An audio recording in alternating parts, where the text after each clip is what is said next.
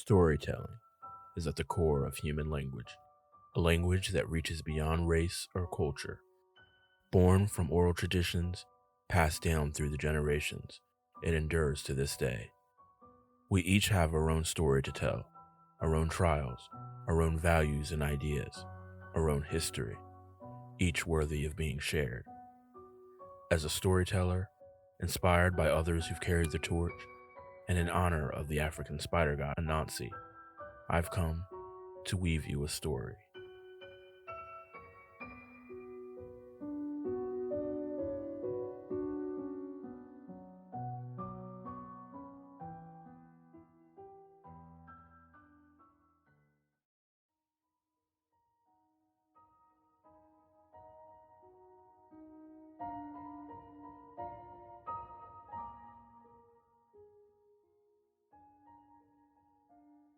And lay shalom and prazir. Hello and peace. It's a pleasure.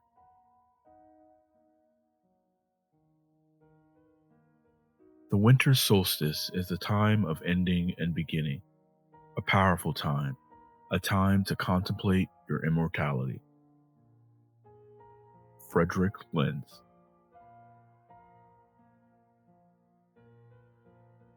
Welcome back to my little corner of the web. As you may know, the main podcast, Faith and Fear, exists to build and share knowledge of the concepts and archetypes that permeate the various cultural narratives of our world. While these bonus episodes, in the tradition of oral storytellers from around the globe, exist to both educate as well as to entertain. Today, I will be bringing you an adventure of sibling rivalry, revenge, hatred, fear, and hope. It is a one-off winter tale inspired by my yet-to-be-published novel, Genko Shin, one no one else has yet to read or hear, so consider it my special holiday gift to you. I hope you like it. Without further ado, in celebration of the season and winter solstice, and of course, in honor of Anansi, the African god of storytelling, I've come to weave you a story.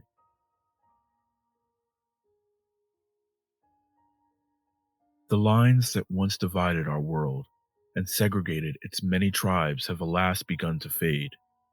For humanity, new generations have always replaced the old, allowing for growth and transition. However, the same could not be said for the gods, until now. There was once a young godling, a bridge god to be more precise, who was the child of two pantheons. His mother, the Japanese goddess Inari, was the mother of all Kisune, fox spirits. His father, the pale fox, was the African trickster god of chaos, Ogo. A black Kisune able to shift between fox and human forms. Shin belonged to both tribes, having no place in either, alienated and discarded since the day he was born. His childhood was a lonely one, spent wandering the wilds of the Sahara, accompanied only by the beasts of the land, guided by the voice of his grandfather, the greater god Amma.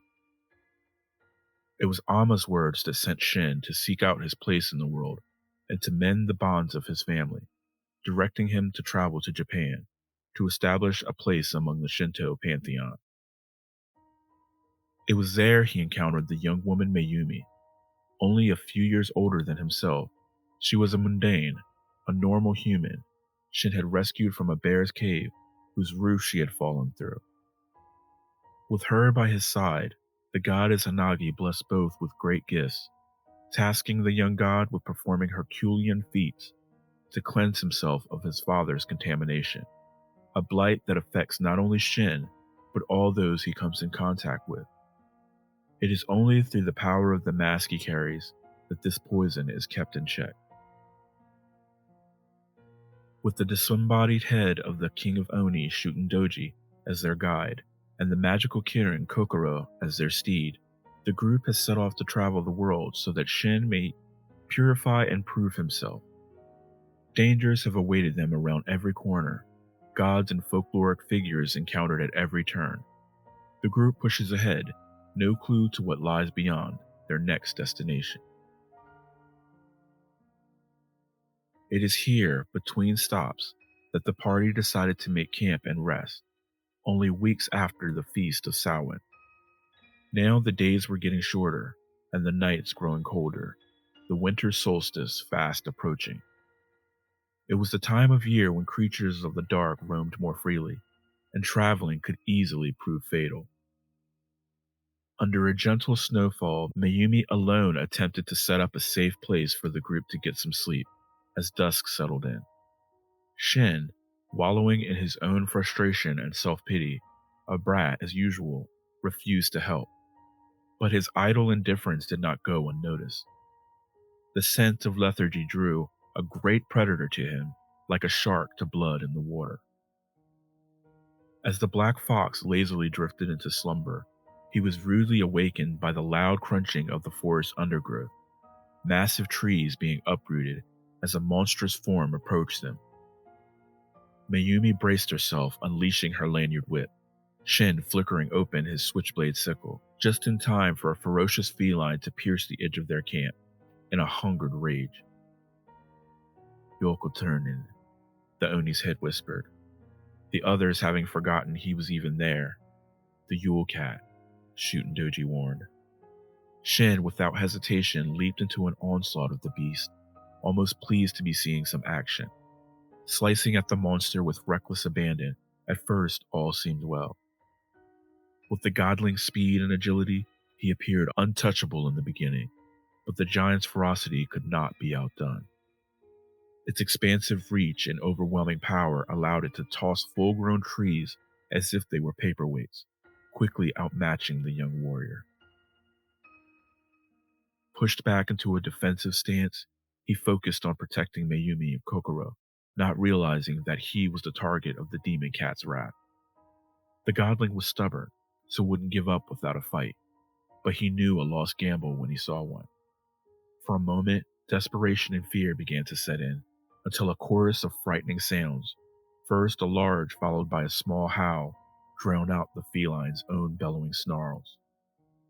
Sniffing the air, the giant narrowed its eyes and immediately fled, only to be replaced by a retinue of supernatural hunters, a haunting procession led by the animal's massive tracks in the freshly fallen snow.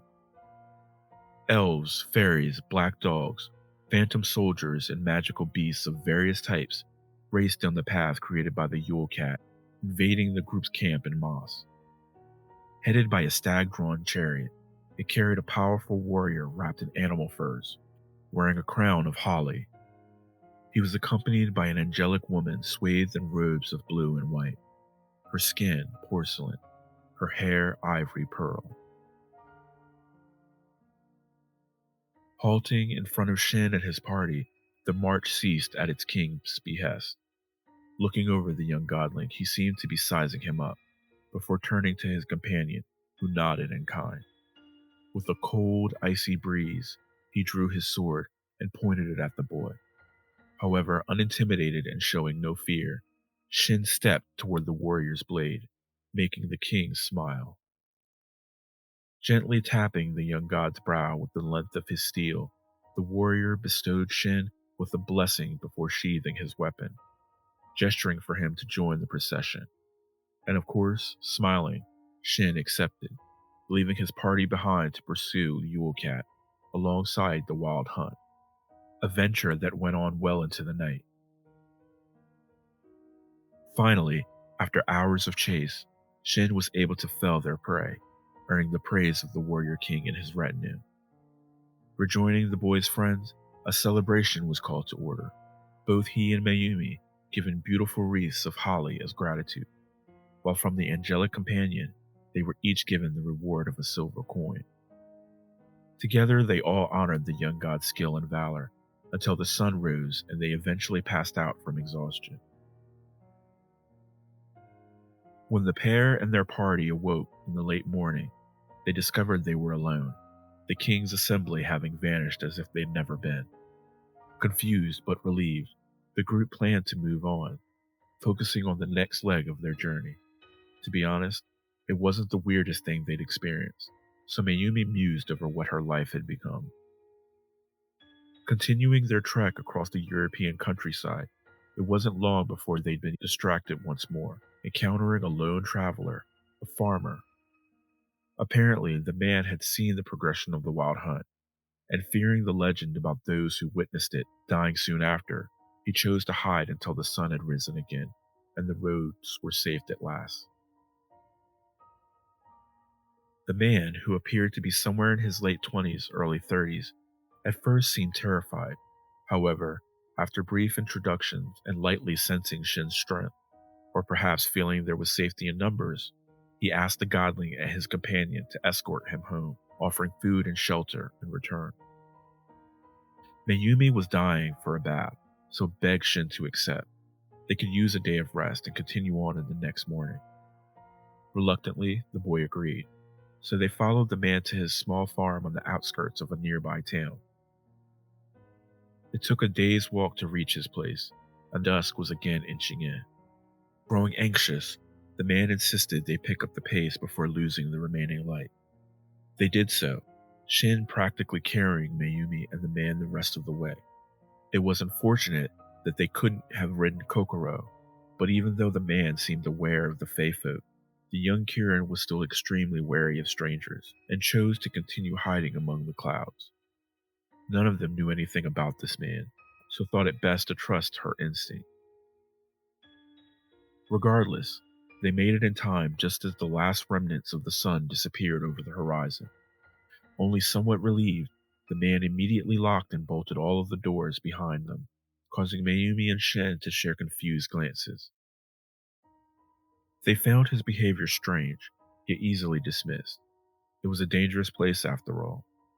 There were stories besides those of the hunt, cautionary tales about the perils that come with winter, the season of death.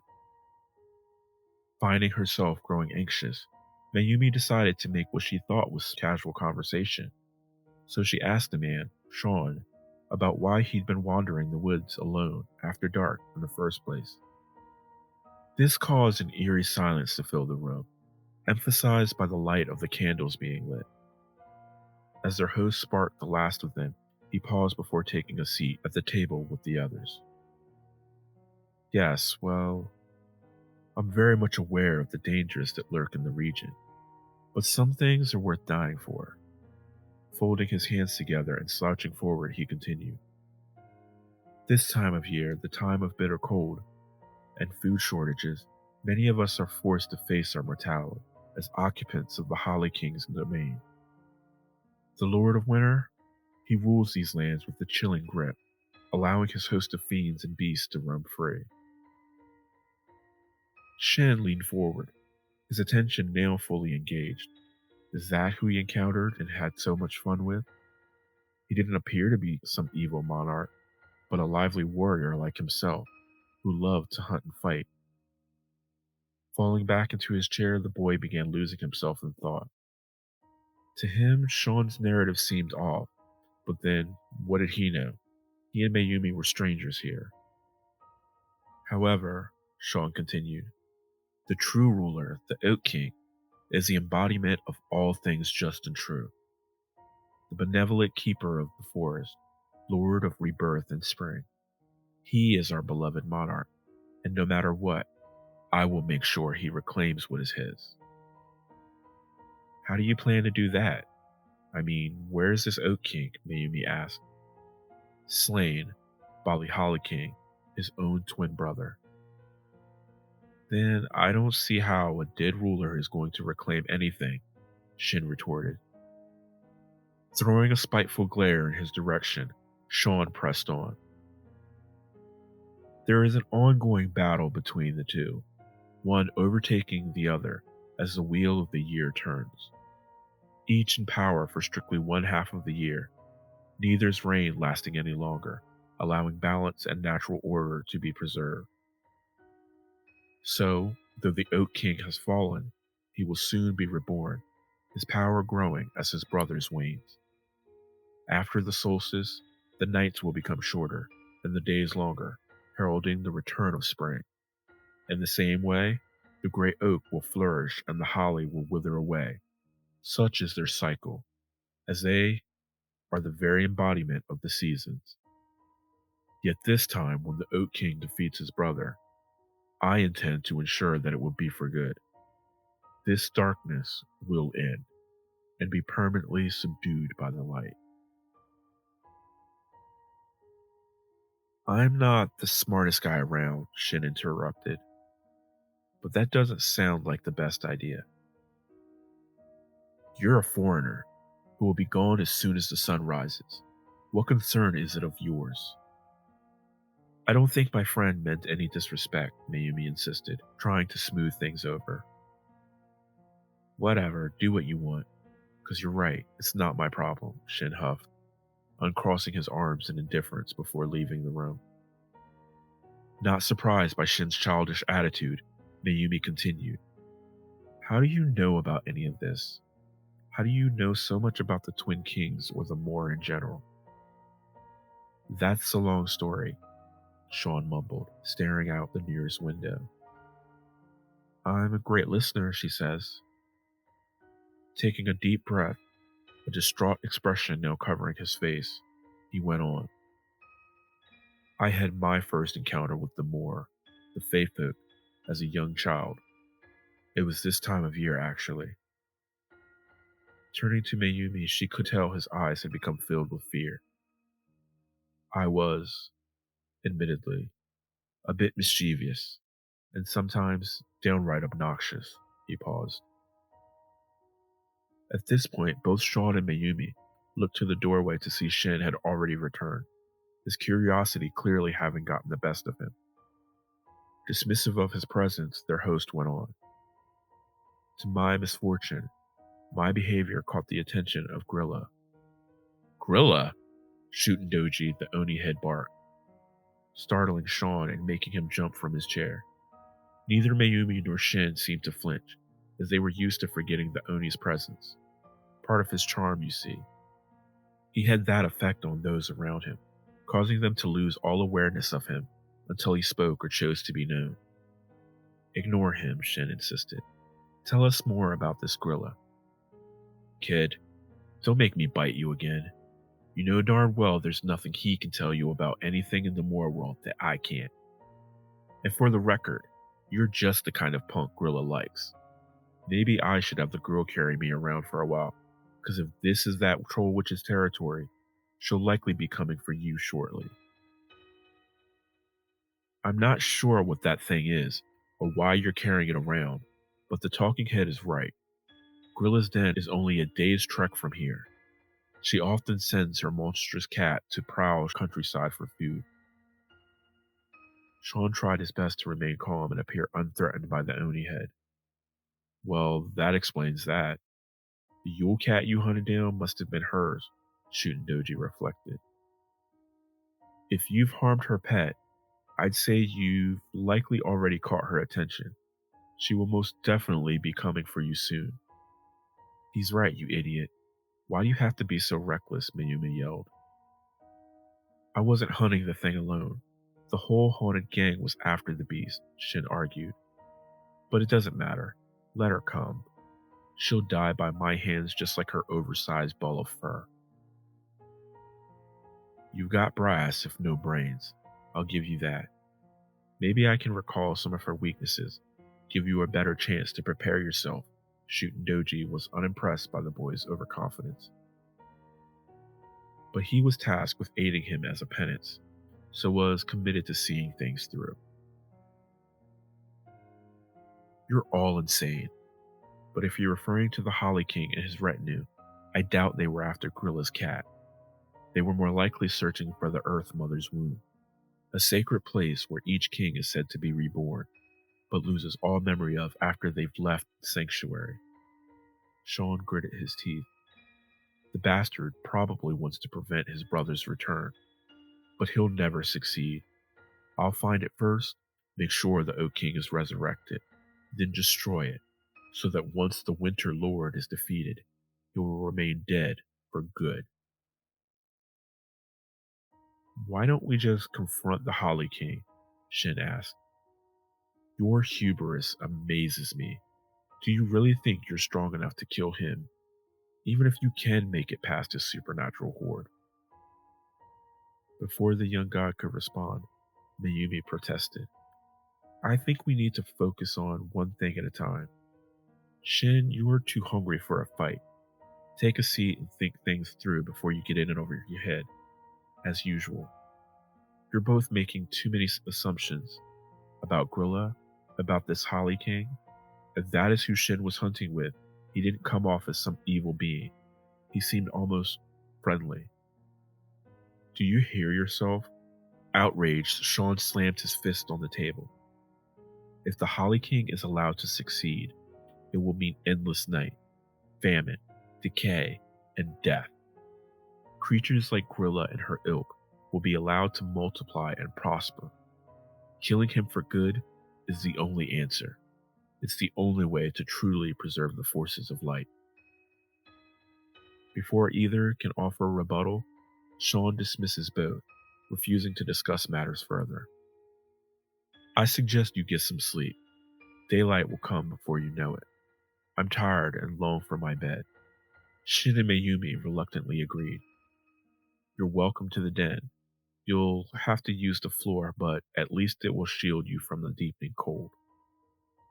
Thank you, Mayumi offered, grabbing Shin by his arm, directing him to retrieve their bedrolls. It had been a long couple of days, and they could all seriously use a good rest. Lying in the living area of the strange farmer's home, Shin and Mayumi both struggled to capture sleep, but this night she was more elusive than usual. The two passed the time by discussing the season. Mayumi was curious if her companion had ever celebrated any of the winter holidays. She still knew few details about his experiences growing up. Just that he was normally alone, surviving virtually on his own. You know, I'm not going to miss Christmas this year, though I do worry about my family. We had a few traditions I actually enjoyed, and the food? Oh gods, the food. Mayumi imagined all of the things she'd be eating, her mouth watering. Sponge cake decorated with strawberries and whipped cream, and of course fried chicken, which, oddly enough, had become a Christmas staple in Japan. Growing hungry, she decided to change the subject. If Father Christmas could grant you any wish, what would it be? I don't believe in making wishes. They never come true, and I've never heard of such a person. Shin turned his back to Mayumi and covered his head with the blanket. Shame, she mumbled to herself. Every kid should be able to make wishes to Father Christmas.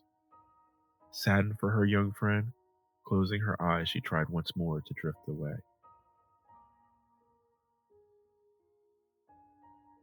Enveloped in the quiet dark of the small room, it was hours before either was able to fall asleep. Yet mere moments after they were immediately shocked awake by the progressive slamming of shutters and doors, one after the other slowly moving around the house.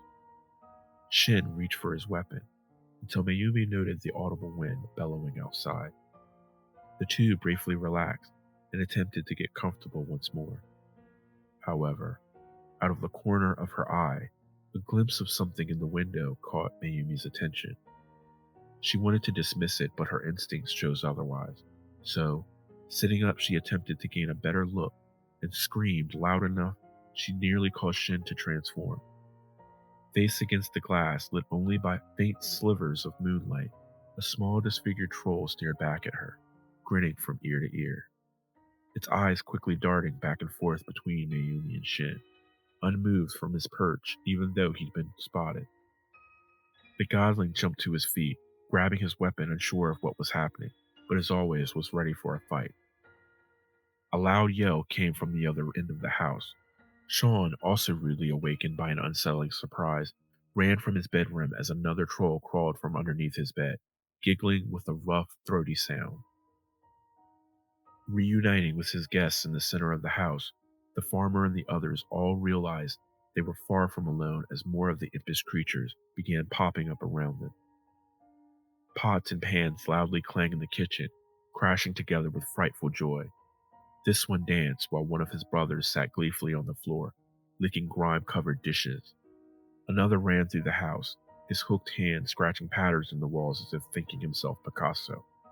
One's long, trunk-like nose slithered under closed doors, sniffing the air, wagging back and forth like a dog's tail. These bearded humanoid creatures numbered 13 in total, each feeding off the other's raucous revelry. There was nowhere for Shin and the others to go, as they quickly became aware they were surrounded. The scene grew chaotic, elated cries and overzealous bellows, almost too much to bear. Mayumi considered their option, tried to think of some way for them to escape, while Shin did his best to guard her. Sean barely moved, perhaps in shock. He stood there with a glass look on his face, not even trying to aid his guests. For the longest time, the trolls didn't make a move. They just watched the group, almost savoring their confusion and fear. After a while, as soon as the first opportunity had presented itself, Mayumi took advantage of a break in the encirclement and headed for a nearby wall, the other two close behind her. Triggered by the escape attempt, the creatures darted toward their prey, Shin barely being able to hold them at bay. They were cornered now, but a window was finally at their reach. Mayumi fought to get it open while Shin bought her time. As soon as she managed to force it ajar, a pair of grimy brown hands grabbed hold of her and dragged her through the opening, causing it to slam shut behind her. Preoccupied, it was a few moments before Shin realized what had happened. Panicked, he tried to shove aside the small horde but struggled in vain. There were just too many of them, and he couldn't gain control of the situation. Where the hell was Sean, he thought. He needed him to do something, anything, just enough to cause a distraction. But he did nothing, just stood in the corner like a cowardly statue. For someone who knew so much and claimed to be willing to take on a nature spirit, he didn't even attempt to live up to his talk. A loud screech of a harpy's cry broke through the noise, and every troll in the room froze, turning to the window and the source of the sound. Slowly they backed away from the godling, nodding and grunting at one another in some non-verbal language. Without further warning, each dashed out of the house as if it had been on fire, tossing or breaking everything in their path. When Shin started to take after them, he found himself held back by Sean's firm grasp, him finally deciding to move. Freeing his arm, he threw the man to the side to chase down their assailant, crashing through the house in haste, desperate to save his companion. However, when he made it outside, he found the creatures nowhere in sight, vanished in the growing whiteout without the slightest trace. Angry and afraid, Shin nearly killed Sean, hammering his fist into the wall inches from the man's head as he exited the house. Freezing again, the farmer stared at the boy, but surprisingly, with no fear this time. I know you're angry, but it's stupid to go after them with no plan. Shin grit his teeth, his vulpine features coming forward. If she dies, you die, he growled. Once they had her, there's no way you could have stopped them. Sean paused. You think this storm is a coincidence? No, it's their witch of a mother aiding their retreat. At that, Shin's grip tightened, and the man knew he had to give some reason for the Kitsune to let him live. But I know where they're going. I've been to Grilla's lair. At that, the godling eased his hold. I'm listening. Diverting his eyes, the farmer turned away, his face taking on a blank stare. I know what I know about your world because I've been there. Because Grilla came for me when I was still a child.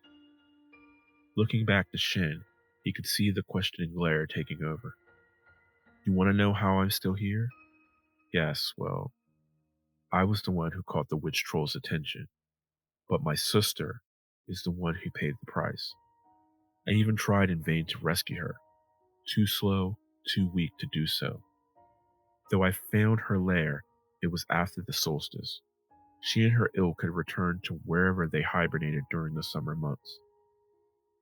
All that was left was the few remnants of my sister's remains. Shin finally released his hold and backed away. You're saying, Mayumi? Take me there, now! I can't lose her. His voice trailed off, trembling. I promise you, I will. Maybe with your strength, Together we can rescue your friend, maybe even bring the witch to justice.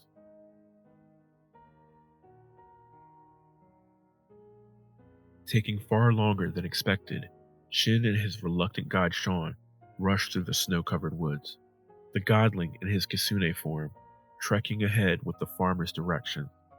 Somehow, the trolls had managed to create an impossible distance between them, and it took most of the day to catch up. Grinding his teeth, filled with fear and rage, the young god's emotions began to overcome him. Wildly running through the brush, he nearly lost the man following behind, and if Sean hadn't known the way, he likely would have. Even though the snow had ceased falling, the bright reflection of the rising sun off the blanket of white was nearly blinding. Losing his sense of reason to his clouded feeling, Shin's animal instincts started to take control, drowning out Sean's cries for him to slow down. Growing feral, the boy only increased his speed, interrupted by familiar voices invading his mind. Maintain your convictions, little fox, but not at the cost of who you are. Remember. Faltering, the godling's heart skipped a beat, and he stumbled forward into the snow. Remember, you are not alone. We are with you, always. Find your calm, and allow your Ashe to give you strength. These voices, Shin had heard them before, in his dreams and moments of weakness. Words from sibling gods of his father, who watched over him at his grandfather's request. He didn't understand it at all, was still unsure of their true intention, but their intervention allowed him to ground and regain clarity. Realizing he was mere yards from the entrance of Grilla's cave, Shin reverted to his human form and waited for Sean to catch up, which took far longer than he would have liked. Still, it gave him the needed time to mentally prepare.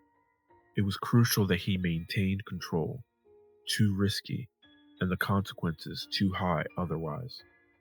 His mind wandered for a moment. If the voices of the Orisha hadn't stopped him, he carried within him the sins of his father, and was terrified to learn what that meant. We're here, so what are you waiting for? Sean asked.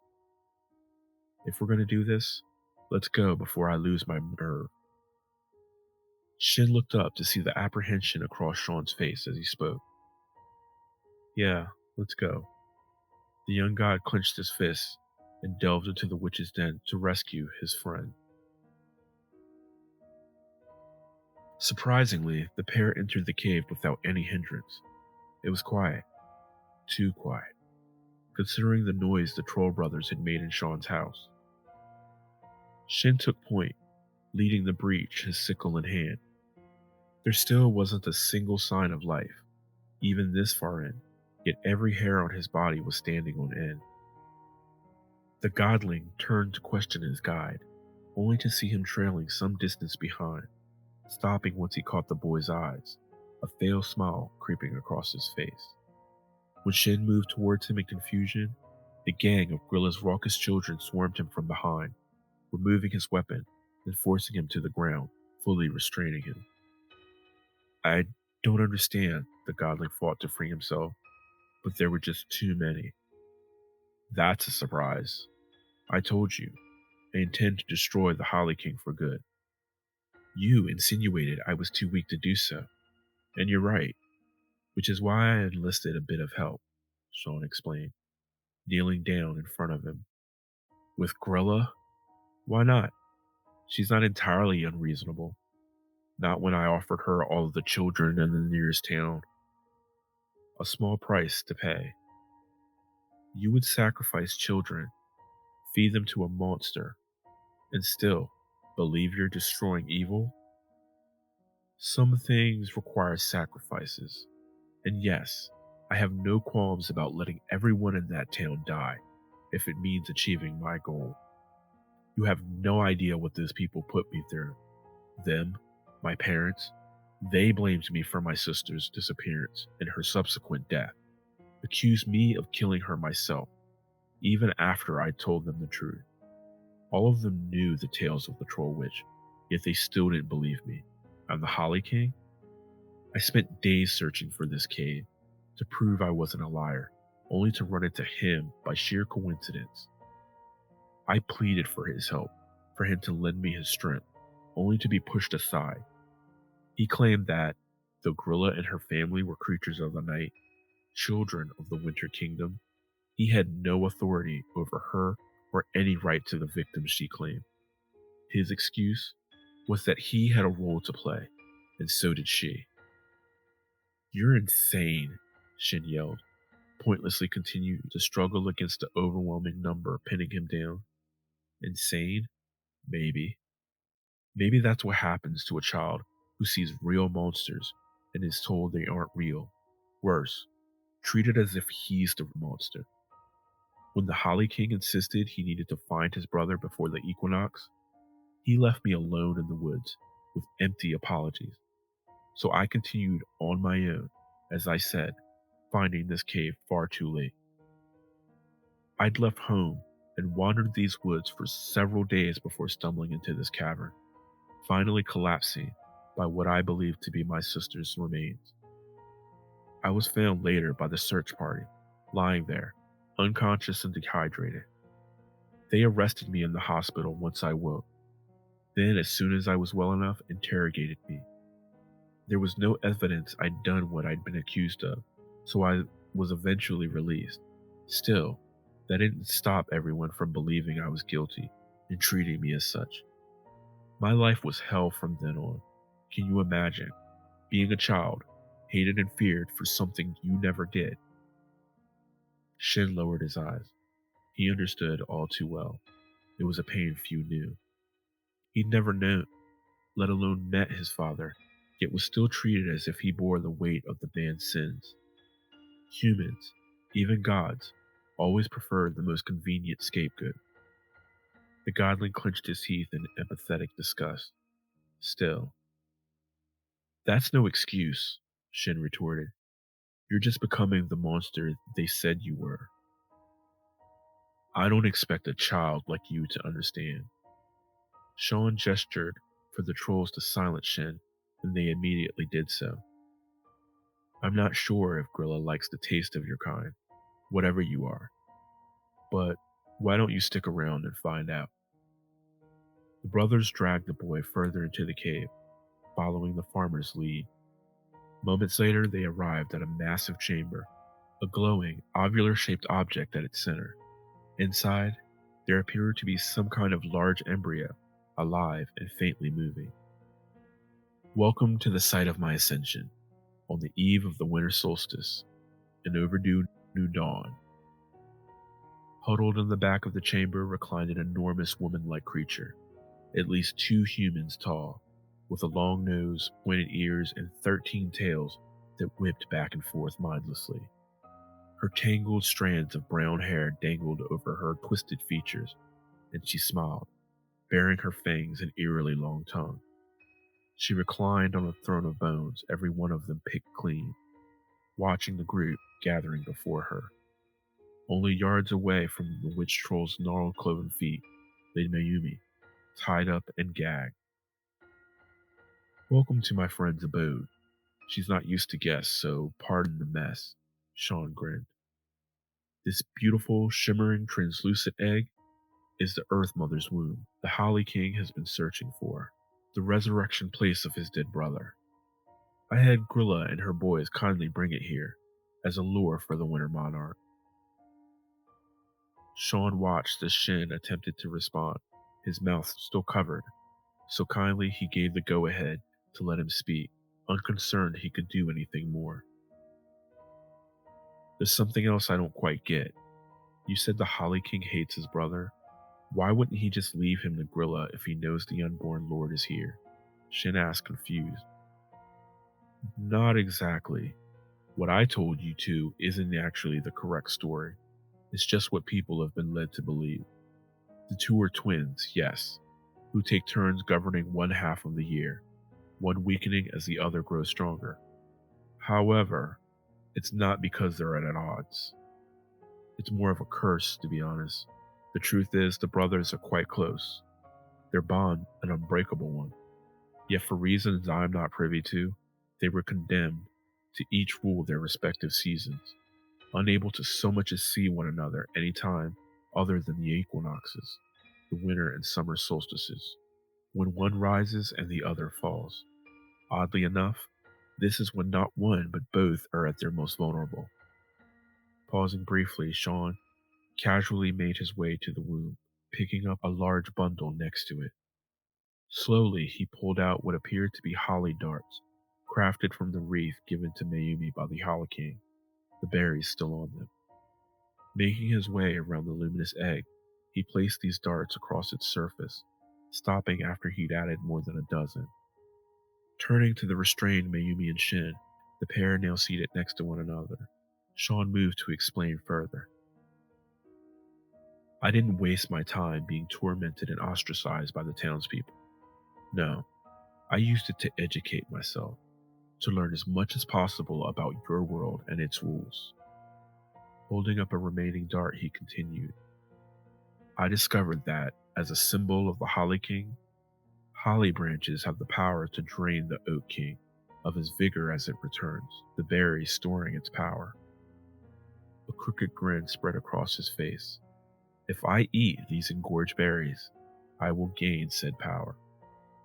Tossing the dart across the floor, Sean kneeled before Mayumi and caressed her face with his right hand. Unfortunately, I hear Grilla likes to play with her food. Still, she's promised me she'd only eat after the final act has concluded. So cherish what time you have left, little one, and enjoy the show. A series of curdling howls perforated the air as before, followed by a rush of freezing cold. Sounds like our guest has arrived, Sean whispered, returning to his feet. Let the games begin. The sound of heavy footsteps echoed throughout the inner chamber as the enraged Holly King approached, surprisingly alone, clouds of snow flurries following in his wake. He dredged onward, his determined countenance reflecting his thirst for vengeance against those foolish enough to abduct his brother. Sword already in hand, the Lord of Winter paused. Welcome, friend. I've been looking forward to our reunion. Sean tilted his head back, baring his teeth in excitement. Do I know you, mortal? The Holly King bellowed, his guttural voice like grating stones. We've met, but I don't suppose you'd remember the likes of me. No matter. I'll ensure that for the rest of your life, you never forget, however brief that may be. Returning to the womb, Sean began eating the now glowing berries in succession while everyone present simply watched. Seconds after consuming the last of them, he began to pulse with overwhelming vitality, engulfed in luminous energy. His heart pounded audibly, elemental strength filling him. When the stolen divinity settled at last, the former farmer flash stepped to the Holly King, launching him into the adjacent wall with a single swing of his arm in a violent show of power and speed. Everyone watched in shock and awe. Flexing his arm, he rotated his wrist, curled his fingers, and clenched his fist, thoroughly satisfied with himself. That was fun. Now, let's go for real. Shin and Mayumi could do nothing but watch, Grilla and her sons cackling in unison, as the Holly King and Oak King usurper clashed with such tremendous force they shook the entire cave. The godling and his companion continued struggling to free themselves, to aid the Lord of Winter, but both struggled in vain. It was a pitiful sight, them hopelessly waiting while the battle waged on. Somehow, the bindings around him were inhibiting his abilities to transform. Frustrated, the young god grew recklessly impatient and began trying to break his restraints with sheer will, causing them to cut into his skin, slim streams of blood running down his arm. Calm yourself, young one. No need for self-harm. Appearing from the shadows, a white goose revealed itself, turning into a tall, beautiful woman, dressed in flowing ice blue robes, accentuated by white lace. She gestured for everyone to remain silent. This was the same woman who had ridden alongside the Holly King in their previous encounter. You may call me Perkta, the Ice Goddess. Rest assured I am here to help. Freezing their bindings, Perkta allowed Shin and even Mayumi to easily break themselves free. Thank you. We greatly appreciate your kind aid, Mayumi bowed. You are most welcome, my dear. I'm simply doing my part to maintain balance and order. The ice goddess smiled. Finally, I think I owe that bastard some payback. Shin flexed and stretched. What about Grilla and her sons? Maybe we should take care of them before aiding the Holly King, Mayumi insisted. Don't worry about the trolls. Leave them to me, Perkta reared back, inhaling then exhaling slowly. An eerie glint in her eyes as long icy talons grew from her fingers. The fight between the real and false king continued, streaks of bright light flashing, followed by the thunderous claps of their endless strikes. Without hesitation, without warning, Shin entered the fray, sickle in hand, catching the empowered Sean directly in the face, knocking him aside. The usurper was less than pleased. How? How are you free? Sean demanded, spitting out a mouthful of blood. And how could you possibly hurt me? Furious, he scanned the back of the chamber, searching for backup. Grilla, where the hell are you and those useless children of yours? His eyes, finally finding the witch troll's throne, were shocked to discover the remains of the entire family, every one of their bellies slit, stuffed with stones and straw, their intestines decorating the ground around them. Nearby, Perkta stood with a tight-lipped grin, black blood dripping from her porcelain fingers. Impossible, Sean mumbled to himself. All of my planning. Shin, choosing not to let up, took on his Kasune form and rushed his temporarily downed opponent, but was immediately repelled by a burst of blinding yellow light. Mayumi released her lanyard whip and, lashing onto the godling, was able to pull him back to safety, a massive scorch mark from the sunlight beam nailed on the ground where he'd been laying.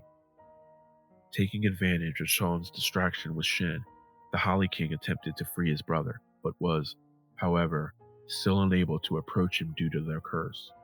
The solstice was still some time away, and it seemed that, for the moment, they were at a bit of a stalemate, unable to free the Oak King, but unable to defeat one another just yet. The false king roared in annoyance. This is getting boring. Sean crossed his arms in thought. But I guess it can't be helped. I suppose I must show you what I'm truly capable of. Spreading his arms outward, Root shot from his chest, pulling Grilla's corpse inside. Screaming in pain, the usurper began shedding his skin, his flesh dripping away like melted wax. You see, I learned not to take chances and to trust no one, having faith in only my own strength and cunning. My deal with the trolls wasn't the only one I made. I had enough foresight to consider assurances might be necessary. Awaken. There were the voices again, scratching at the back of Shin's mind. Embrace your Ori. Why now, he wondered, trying his best to ignore them, but they would not be silenced. Release your Ashe.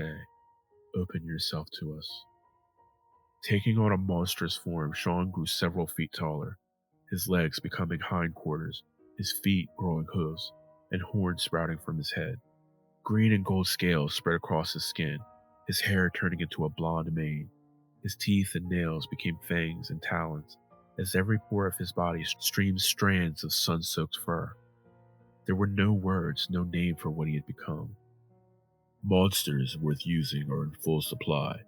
Disgusting though they may be, they have their advantages. Even his voice had changed, as it now echoed throughout the cave. Charging head-on into the Holly King, Sean impaled the Winter Monarch with impossible speed and force, causing even the embodiment of the season to lurch in pain. Shin and Mayumi took this time to try and free the Oak King, but even together they could not crack the shell of the wound. Realizing what they were doing, Sean bombarded Shin with blow after blow, nearly rendering the young god unconscious, the Holly King intervening just in time.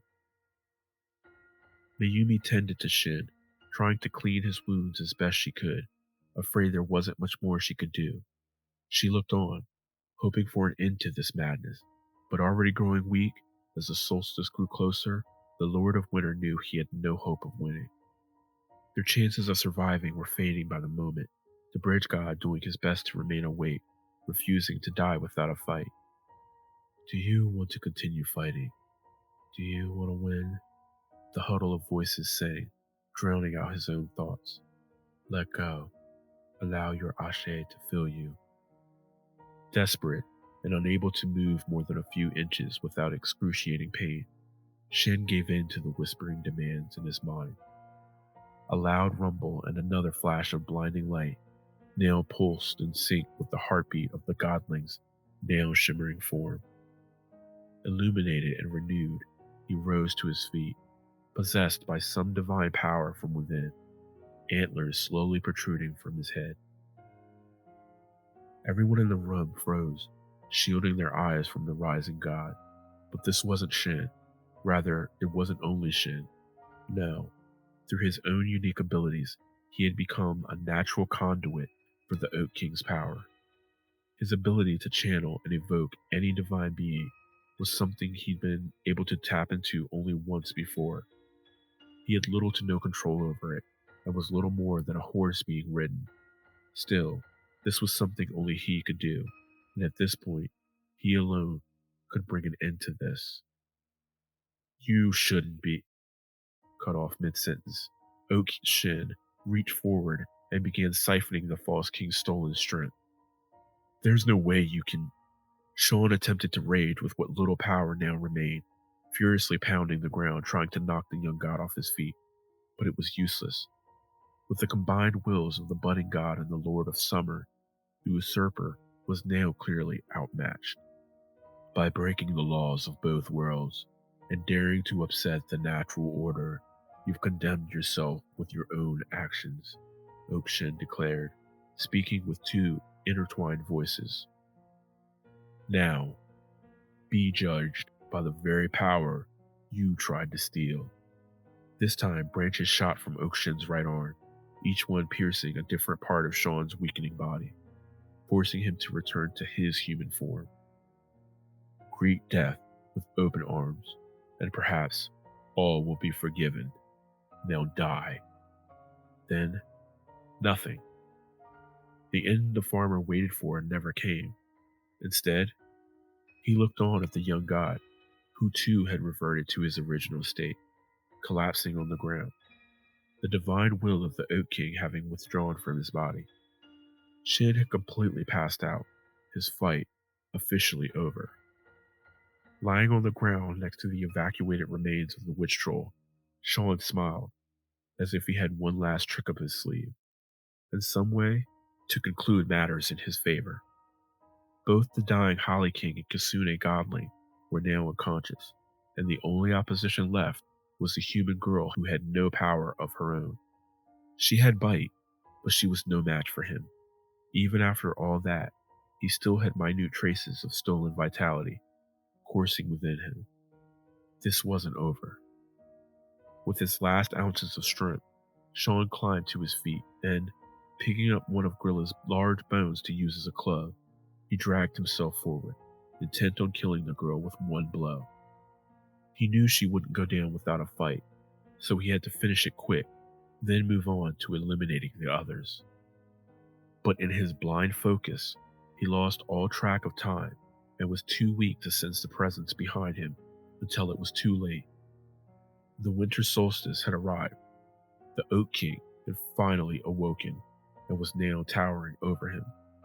By the time Sean turned to face him, the Lord of Summer was already wrapping him in a standing coffin of roots and vine, creating an effigy of his corpse. With the encounter now over, at last the Oak King returned to his brother, holding him in his arms, taking advantage of the grace period they had together, before returning him to the Earth Mother's womb. The cycle would continue, and balance would be maintained. Their bond and their time with the only family they had left would be the sacrificial price to be paid. Such was the way of this world, death and cruelty as necessary as compassion and life, each dependent on the other.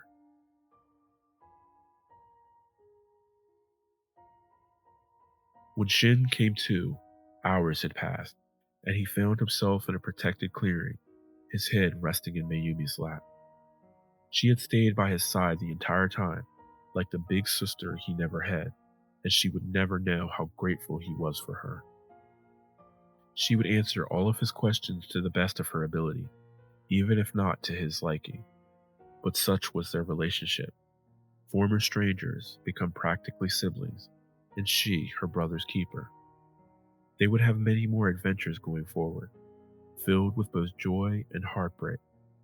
This was only one brief chapter in their journey, an encounter with twin brothers, the living embodiments of the seasons and their significance in the natural order.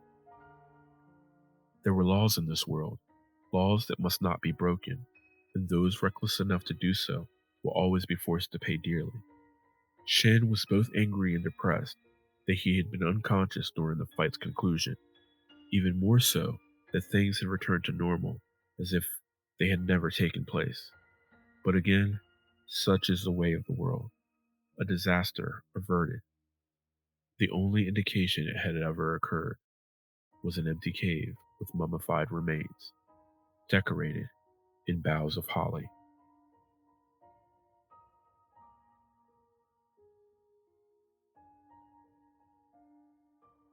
Really quick, I want to explain some of the inspirations behind this story and some of the mythological and cultural concepts I chose to incorporate. First off, from Icelandic folklore, the Yule cat is a giant feline who travels the countryside looking to eat anyone who hasn't received new clothes for Christmas. The wild hunt occurs in a number of North European folktales, involving a haunted hunting party that travels across the countryside and is commonly led by a mythological figure. Sometimes this is the Norse god Odin, sometimes the English Herne, King Arthur, or a number of others. Sometimes the procession streaks across the sky and has been said to include ghostly horses and riders, spectral huntsmen, phantom hounds, fairies, as well as elves. There are numerous versions and variations, some darker than others. The Holly and Oak King are physical personifications of winter and summer, representing darkness and light, death and rebirth. The brothers are said to continuously battle throughout the ages, symbolizing the cycle of the season, with the Holly King winning and ruling one half the year, and the Oak King winning and ruling the other. Perka, also known as the belly slitter, is a figure from Alpine folklore, originating in Austria and Germany. There are two prominent versions. One is a Christmas witch, similar to Krampus, and is described as a monster who punishes children rather gruesomely. She is an elderly woman with a goose foot. The other version, however, is a white robed goddess who governs spinning and weaving and is associated with the Feast of Epiphany. The giant troll Grilla from Iceland had an appetite for bad children and was said to cook them in a large pot after abducting them in the night.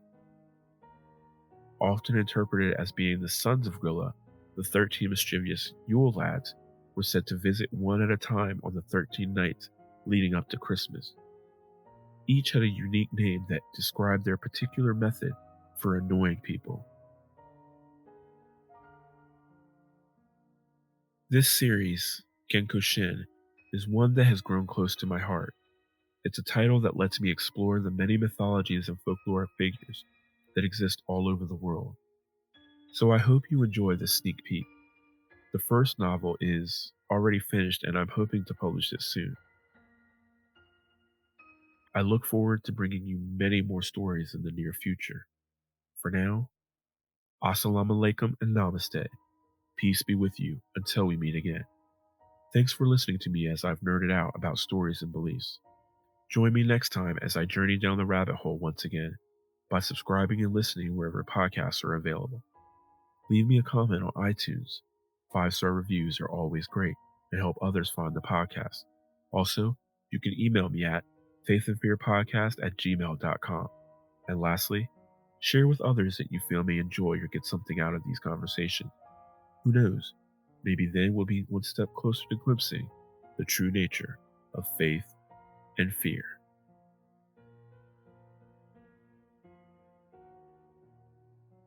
Music courtesy of Miyu on SoundCloud.com.